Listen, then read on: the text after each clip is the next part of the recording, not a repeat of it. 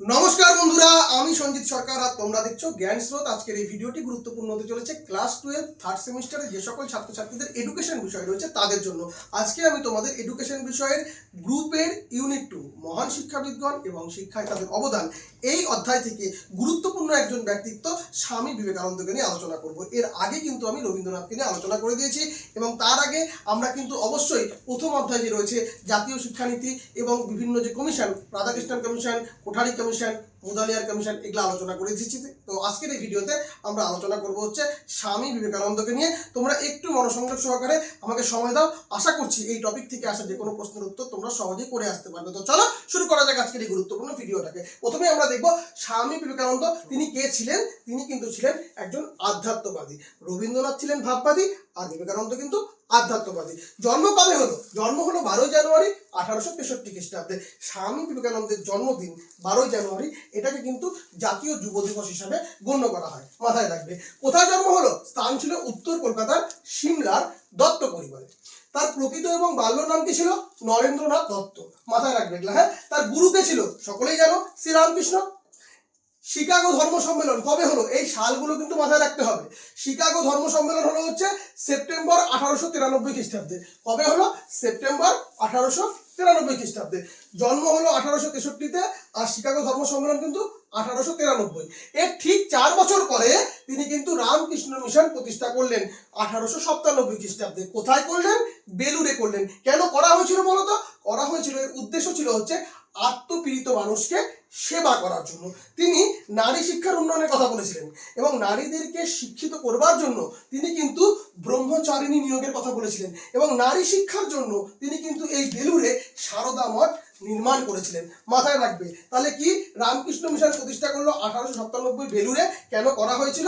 আত্মপীড়িত মানুষকে সেবা করার জন্য। তিনি নারী শিক্ষার প্রতি কিন্তু উদ্গ্রীব ছিলেন এবং নারীদেরকে শিক্ষিত করার জন্য ব্রহ্মচারীদের নিয়োগের কথা বলেছিলেন এবং নারী শিক্ষার জন্য তিনি কিন্তু বেলুড়ে কি করলেন? সারদা মঠ নির্মাণ করলেন, মাথায় রাখবে। আর তার মৃত্যু কবে হলো? 4 জুলাই 1902। তাহলে এখানে আমাদের কিন্তু 4টা সালকে মাথায় রাখতে হচ্ছে। একটা জন্মদিন, শিকাগো ধর্ম সম্মেলন, তারপরে রামকৃষ্ণ মিশন প্রতিষ্ঠা এবং মৃত্যু কবে কবে হচ্ছে? 1863-তে জন্ম হচ্ছে, 1893-এ শিকাগো ধর্ম সম্মেলন হচ্ছে, রামকৃষ্ণ মিশন প্রতিষ্ঠা করতেছে কবে? 1897-এ। কোথায়? বেলুড়ে। এবং তার মৃত্যু কবে হচ্ছে? 4 জুলাই 1902-এ।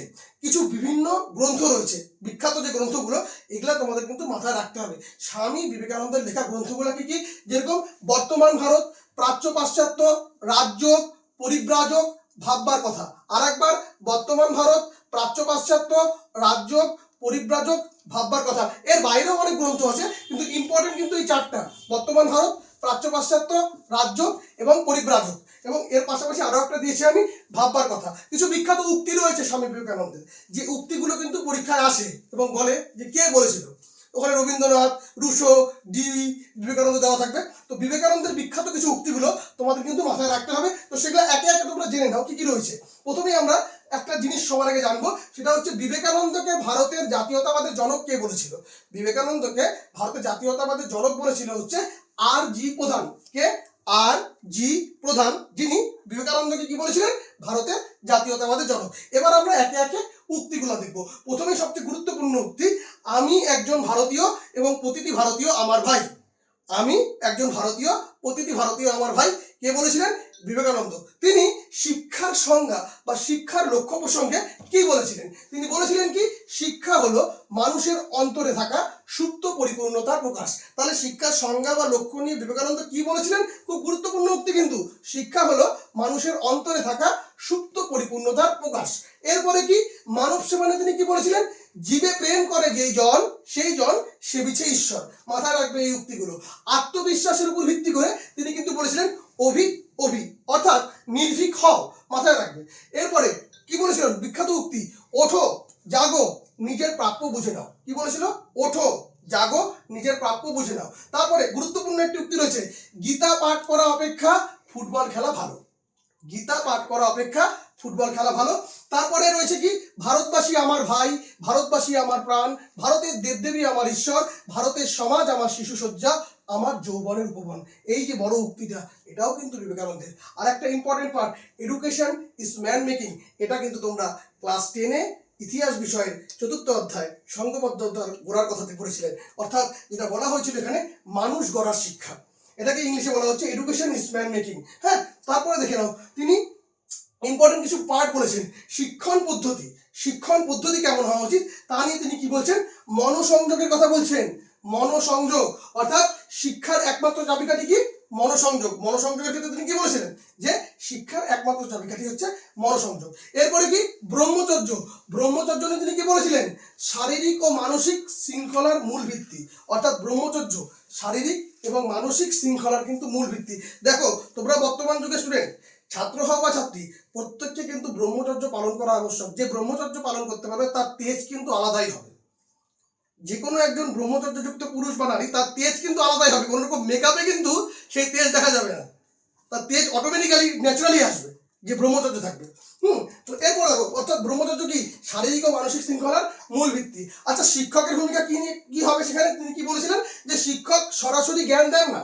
তিনি শিক্ষকের ক্ষেত্রে কি বলেছিলেন, শিক্ষক সরাসরি জ্ঞান দেন না, তিনি কেবল শিক্ষার্থীর সুপ্ত প্রতিভার বিকাশে সহায়ক হিসাবে কাজ করেন। আর একবার, শিক্ষক সরাসরি জ্ঞান দেন না, তিনি কেবল শিক্ষার্থীর সুপ্ত প্রতিভার বিকাশে সহায়ক হিসাবে কাজ করেন। এবং শিক্ষক সম্বন্ধে তিনি কিন্তু আরো কিছু বলেছিলেন, যে শিক্ষককে কি হতে হবে, বাক্যে এবং কর্মে পবিত্রতা বজায় রাখতে হবে, এবং শিক্ষককে ত্যাগী হতে হবে। মাথায় রাখবে কেমন। এরপরে কি, গুরু শিষ্য সম্পর্ক নিয়ে তিনি কি বলেছিলেন, পারস্পরিক শ্রদ্ধা ও পবিত্রতার উপরে যেন এটা গড়ে ওঠে। গুরু শিষ্য সম্পর্কে বলেছিলেন পারস্পরিক শ্রদ্ধা এবং পবিত্রতার উপরে যেন এটা গড়ে ওঠে। অর্থাৎ তিনি শিক্ষণ পদ্ধতির ক্ষেত্রে মনোসংযোগ, ব্রহ্মচর্য, শিক্ষকের ভূমিকা এবং গুরু শিষ্য সম্পর্ক এর উপরে জোর দিয়েছিলেন। এরপরে তার আদর্শ এবং লক্ষ্য কি ছিল, তার আদর্শ এবং লক্ষ্যের ভিতরে মানুষ গড়ার শিক্ষা, যেটা বললাম আমি, ম্যান মেকিং এডুকেশন। তো এই যে মানুষ গড়ার শিক্ষাতে কি বলেছিলেন, পুঁথিগত বিদ্যার চেয়ে চরিত্র গঠন বড়। চরিত্র যদি ঠিকঠাক থাকে তাহলে কিন্তু অবশ্যই সে কিছু করতে পারবে। অনেকে তোমরা প্রেমানন্দজি মহারাজের কথা শুনে থাকতে পারবে। তিনি কিন্তু একটা কথা বলেন, হিন্দিতে বলেন যে ধন গায়া তো কুছ নেই গায়া, শাস্ত্র গায়া তো কুছ গায়া, আর চরিত্র গায়া তো সব কুছ গায়া। তো আমি হিন্দিটা সেভাবে বলতে পারি না, জাস্ট তোমাদের বোঝানোর জন্য বললাম। তো চরিত্র বড় গুরুত্বপূর্ণ জিনিস। যার চরিত্র ঠিক আছে তার সবকিছু ঠিক আছে, আর যার চরিত্র ঠিক নেই তার কিচ্ছু ঠিক নেই। তো স্বামী বিবেকানন্দ কিন্তু যথার্থ কথা বলেছে, পুঁথিগত বিদ্যার চেয়ে চরিত্র গঠন বড়। এরপরে সমন্বয়বাদী শিক্ষা, প্রাচ্যের আধ্যাত্মিকতা, প্রাচ্যের আধুনিক বিজ্ঞান ও প্রযুক্তি, প্রকৃত শিক্ষা। অর্থাৎ প্রাচ্যের আধ্যাত্মিকতা এবং আধুনিক বিজ্ঞানকে যুক্ত করে প্রকৃত শিক্ষার কথা কিন্তু বলেছেন। সমাজ সংস্কারের ক্ষেত্রে কি বলেছেন, নারী শিক্ষা, নারীকে শিক্ষিত করতে হবে, দারিদ্র দূরীকরণ করতে হবে, অস্পৃশ্যতা এগুলোকে ত্যাগ করতে হবে, এবং এগুলোর উপরে গুরুত্ব না দিলে কিন্তু হবে না। নারীকে তোমাকে যথার্থ শিক্ষা শিক্ষিত হবে, এবং তিনি নারী নিয়ে কিন্তু অনেক কর্মকাণ্ড করেছিলেন। সারদা মঠকে নির্মাণ করেছিলেন নারীদেরকে শিক্ষিত করার জন্য। এবং তিনি কিন্তু নারীদের নিয়ে বলেছিলেন, যে সমাজে নারীরা বা মেয়েরা অবহেলিত সে সমাজ কখনো এগিয়ে যেতে পারে না। অর্থাৎ নারীদের দুঃখ দুর্দশা বঞ্চনাকে কিন্তু তিনি দেখেছিলেন, যে নারীদেরকে যথার্থ শিক্ষা শিক্ষিত করতে হবে। পুরুষতান্ত্রিক সমাজ নারীদেরকে যেন সম্মান করে, তাদের যেন শিক্ষাকে দিকে এগিয়ে দেয়। যদি এগিয়ে দেয়, নারীরা যদি শিক্ষিত হয়, তাহলে সমাজ কিন্তু এগিয়ে যাবে, এটা মাথায় রাখতে হবে। এরপরে কি, কর্মযোগের কথা বলেছেন, ফলাফলের আকাঙ্ক্ষা ছাড়া নিজের কর্তব্য পালন করো। ফলাফল মানে কি হবে, কর্ম করে যাও, ফলের আশা করো না, গীতায় বলা হয়েছে। অর্থাৎ ফলাফল তুমি কি হবে এটা ভেবো না, আগে তুমি তোমার কর্মটা নিষ্ঠা করে করো, একাগ্র করে করো, ধৈর্য ধরে করো, বাকিটা তো উনি আছেন দেখবেন, চাপ নিচ্ছ কেন। তো তিনি আধ্যাত্মবাদী ছিলেন, আমি সেই অনুযায়ী বলছি। এরপরে দেখো আরেকটা কি বলছে, যদি তুমি ঈশ্বরকে খুঁজে পেতে চাও তবে জীবের সেবা করো, মানুষের সেবা করো।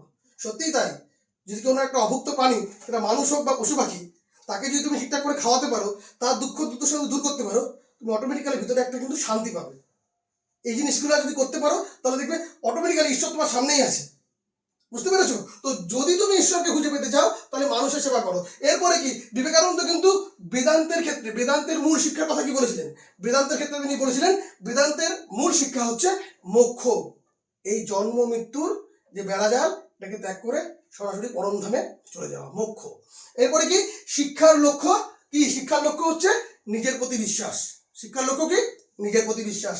এরপরে আমরা দেখবো রবীন্দ্রনাথ বিবেকানন্দ সম্বন্ধে কি বলেছিল, আগের দিনও বলেছিলাম, আজকের এই ভিডিওতেও বলছি। যদি তুমি ভারতকে জানতে চাও তবে স্বামীজিকে পাঠ করো, যদি তুমি ভারতকে জানতে চাও স্বামীজিকে পাঠ করো। আরো একটা বলেছিল রবীন্দ্রনাথ বিবেকানন্দ সম্বন্ধে বলেছিলেন, যে বিবেকানন্দের মধ্যে সবই ইতিবাচক, নেতিবাচক কিছু নেই। আর বিবেকানন্দের কাছে নারী চরিত্র হিসাবে তিনি যাকে গুরুত্বপূর্ণ মনে করতেন তিনি হচ্ছেন সীতা। এরপরে ঋষি অরবিন্দ বিবেকানন্দ সম্বন্ধে কি বলেছেন? বিবেকানন্দই আমাদের জাতীয় জীবনের গঠনকর্তা ও প্রধান নেতা। বোঝা যাচ্ছে? এরপরে সবচেয়ে বড় ইম্পর্টেন্ট পার্ট, বিবেকানন্দ মতে দেশের দুঃখ দুর্দশা দূর করতে গেলে কি দরকার? বিবেকানন্দের মতে দেশের দুঃখ দুর্দশা দূর করতে গেলে দরকার হচ্ছে গণশিক্ষা। কি দরকার? গণশিক্ষা। এরপরে সবচেয়ে ইম্পর্টেন্ট পার্ট, বিবেকানন্দের কাছে ইতিবাচক শিক্ষা কি? সেটা হচ্ছে যথার্থ শিক্ষা, অর্থাৎ চরিত্র গঠন, যথার্থ শিক্ষার কথা বলেছেন। এরপরে শিক্ষাকে কোথায় যেতে হবে তিনি বলেছেন, বিবেকানন্দের উক্তিটা, শিক্ষাকে যেতে হবে চাষির লাঙ্গলের কাছে, মজুরের কারখানায় এবং অন্য কোনো কর্মসংস্থানে। কে বলেছিলেন? বিবেকানন্দ বলেছিলেন। এবং তিনি আরো বলেছিলেন জ্ঞান হলো অন্তরের জিনিস। কে বলেছিলেন? বিবেকানন্দ বলেছিলেন। এখানে একটা ইংলিশ করেছেন, এটাও কিন্তু গুরুত্বপূর্ণ। If the poor can not come to education must go to him. কে বলেছেন? বিবেকানন্দ। তো এই হচ্ছে বিবেকানন্দ। এর ভিতরে যা যা আছে এটা যদি তোমরা ঠিকঠাক করে আত্মস্থ করতে পারো তাহলে কিন্তু অনেকাংশেই তোমাদের প্রস্তুতি পর্ব কিন্তু এগিয়ে যাবে। অনেকগুলো ইংরেজি কোটেশন আছে, জায়গার অভাবে সেগুলো লেখা হলো না।